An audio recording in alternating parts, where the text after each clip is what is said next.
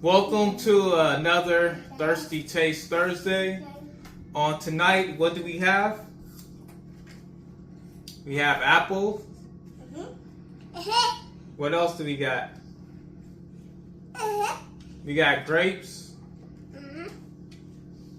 What is that? We got mango and we have apples. So we have oranges, apples, grapes, and mango. And so this is what we're going to be blending on tonight. This is something a little bit different. And I got my helpers. Say hi. Hi. Hi. All right, so let's get to blending. So this is the blending process. As you can see, it's going ahead and making some juice. You guys put some more in there. And one of the things you may notice is that I don't have any skin on my apples. So it's good for you to use a mother knife to actually take the skin off. This is also good too for your mango. You want to make sure that you take off all that skin, and once you take all that skin off, this helps for it to actually taste better, and you don't have any skin in your drink and you're not choking on the skins. So make sure you actually do that. Okay, so now is the testing time. So we're going to take our drinks and we're going to actually test them. You guys can drink now. You're good. They've been waiting all day for this.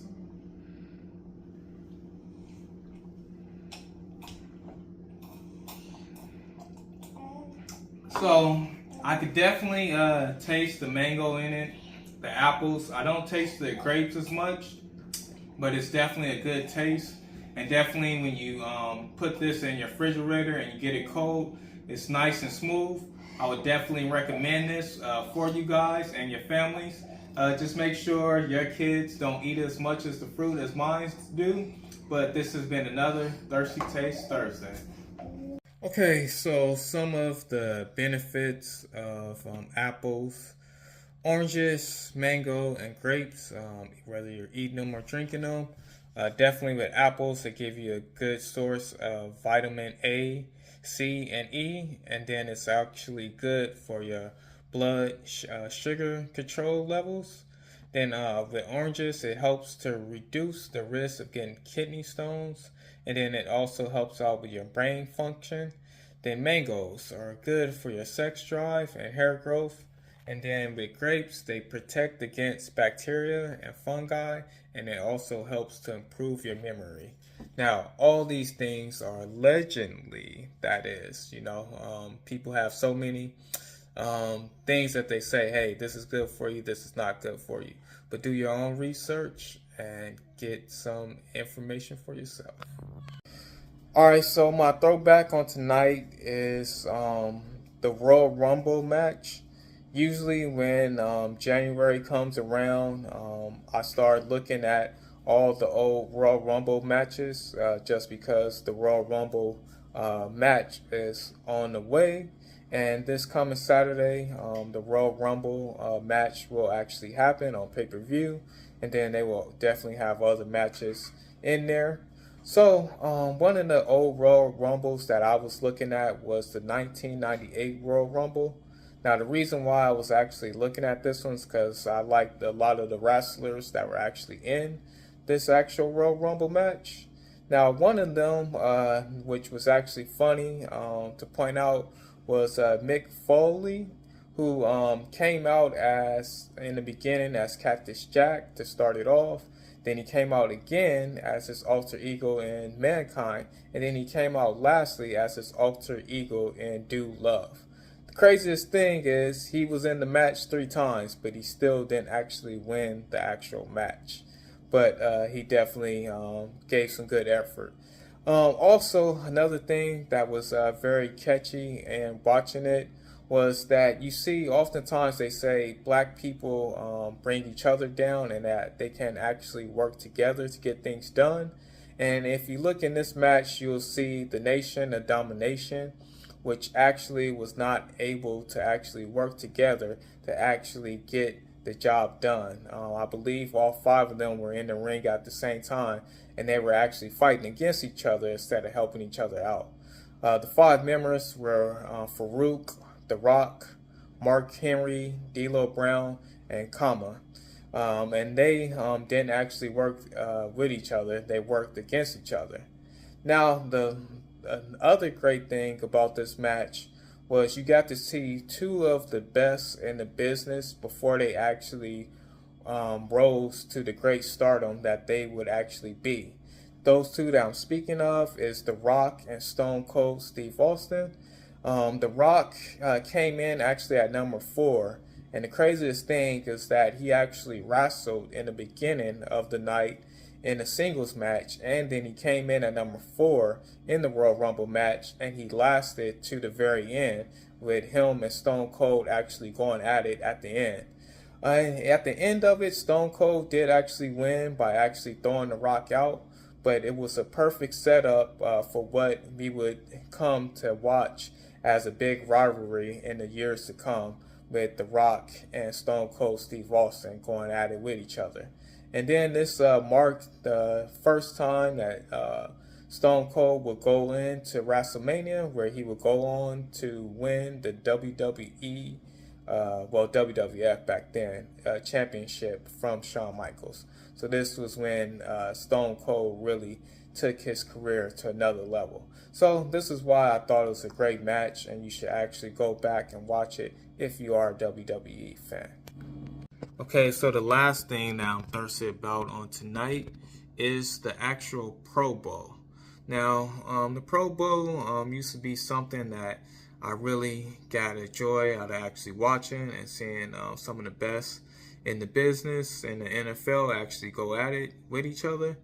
But since in the past years, they have really not did a great job of putting it on. And then also, so they don't even put on the pads anymore. They will be playing flag football. Now, I wouldn't too much blame it on the actual players, as a lot of people would say, well, the players are just scary nowadays. But I would blame it on the way that it's actually set up. And so these are some things where I feel they can actually fix it so that they can get the players to actually start suiting up again and actually bring some of the excitement that some people did have in actually watching the game. So, one of the things that I think they should actually change is how they actually do the roster.